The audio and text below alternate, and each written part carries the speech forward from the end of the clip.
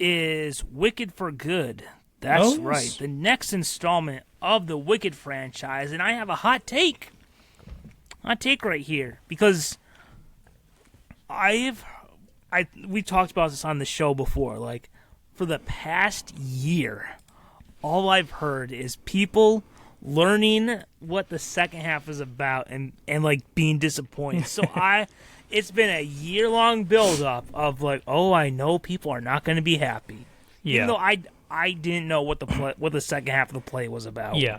Oh, yeah. As someone who doesn't know about any of this discourse, doesn't have any frame of reference for this being a hot take, and also didn't know what the second half of the play is, and I don't care about spoilers, I would love to know. I would love to be informed about all that. Oh yes, I'll spoil it all. Yeah. So yeah. So I've been preparing for a year for like people to be upset, and I saw the reviews. First one, very positive reviews. This one, mixed reaction. So I went into this, honestly, kind of like dreading it. Like, oh boy, here we go. And I will say, I like it more than the first one. I actually like it significantly more than the first one. I think it is a much better movie. I think it's just it has a way more interesting story. Overall, I think maybe one of the jarring things is that this one, compared to the first one, has a darker tone. Yeah. And I thought that led to a much more interesting story for both Elphaba, who's the Wicked Witch of the West, and Glinda. And this movie, it's kind of like Revenge of the Sith, where these characters from this prequel become the characters that we know from the classic story. You know, like how you start Revenge of the Sith, it's the prequels, but by the end, they are who they are in the original trilogy. Yeah. And that includes our friend Bach Woodsman becoming the Tin Man. And that includes this Prince Fiero becoming the Scarecrow. And we revisit the Cowardly Lion, who was a little cub in the first one. We see him now as an adult, but yet still with the fears of a traumatic childhood. So there's that. Cynthia Erivo and Ariana Grande both did a great job in their roles again. Another standout was Jonathan Butler as Fiero, who eventually becomes the Scarecrow. And for Fiero, this showed his character as more complex, and it felt like compared to the first movie, where that was more Ariana Grande and Cynthia Erivo's story, this one felt like it really gave him a full arc compared to how he was more of a supporting character in the first one. So yeah, he was a big standout. And they did do a good job of peppering in moments from The Wizard of Oz while still making it its own story, and it's not a retelling.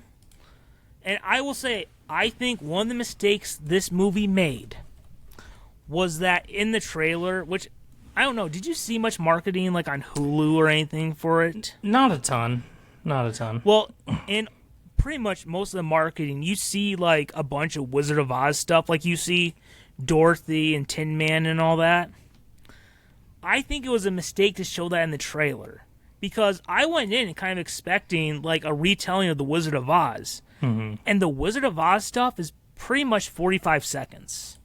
Like, what you see of Dorothy in the trailers is pretty much all she's in the movie. So I think it was kind of a mistake to show all that stuff. Yeah. So, and it does brush past all the Wizard of Oz stuff. Like, it's only like small little peppering in here and there to add context to what is happening for Glinda and Elphaba.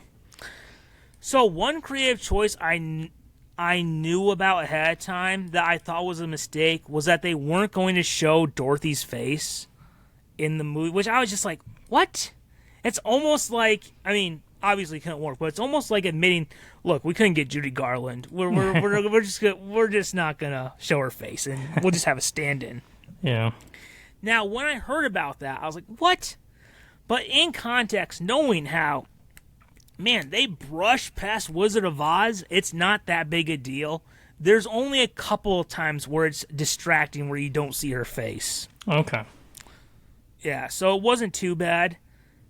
There's also a scene between Elphaba and Glinda that turns into a fight where they use their wands as swords. And I was like, what is this? This just feels completely out of place in this movie. Yeah. And it is so jarring. And it, in this whole 2 film series, is by far the worst scene. Because you're like, what? And even the dialogue gets bad. Like, she's like, come on, Greenie, let's go. I'm like, what? What? And I'm in the theater, and people are laughing. And I'm like, you're not, like, just jarred? Like, what is this? Yeah. And even... Sounds very weird. Yeah, even my sister, who, like, loves Wicked, whenever I have a criticism, gets so on edge.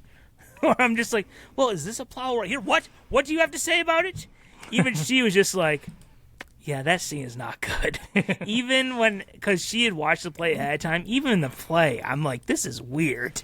Yeah. So, yeah, and you know what? Because of how, like, the mixed reaction this movie has, how divisive it is, anytime on social media, whenever you hear people talk about how bad this movie is, that's the clip they show. Yeah. And you know what? If I just saw that clip, I would agree with them. Because that clip is truly atrocious. Like, yeah. You know, the digital release came out today that has deleted scenes.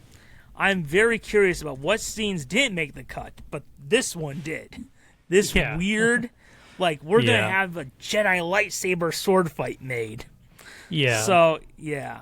But by the end of the movie, it feels wrapped up in such a satisfying way that, honestly... Now, we talked about how, like, a bad sequel can't, like, ruin a movie. But, like, seeing how the whole thing gets tied up did make me appreciate the first movie more. So, overall, I thought they did a really... overall, this movie was a very satisfying conclusion to the Wicked story, at least for me. Obviously, it is pretty divisive among people, but... it worked for me that I liked it more than the first one. Yeah. Interesting.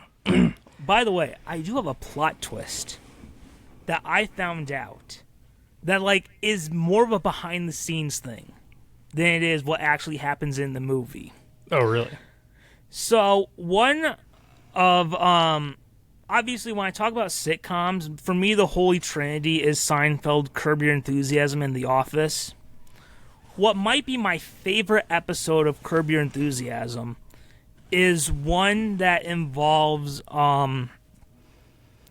Cheryl's therapist, where Larry and Cheryl have they're married.